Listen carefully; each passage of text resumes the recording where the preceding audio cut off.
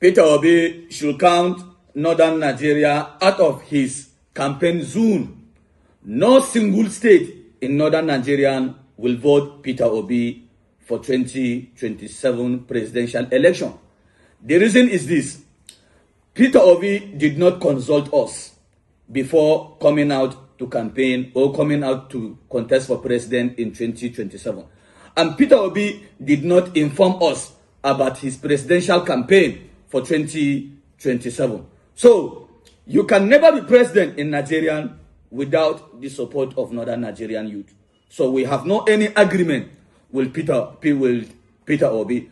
And it is, Peter Obi should know, the northern Nigerian will vote for a presidential candidate who supports President Muhammadu Buhari in 2015.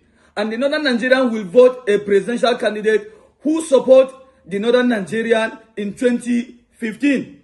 As it is, we have no any agreement with him and we are not going to support him.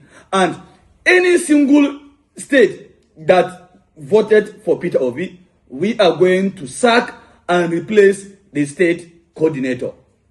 Thank you very much. And I want to use this opportunity to appreciate President Bola Ahmed Tinubu for increasing the salary of the armed forces.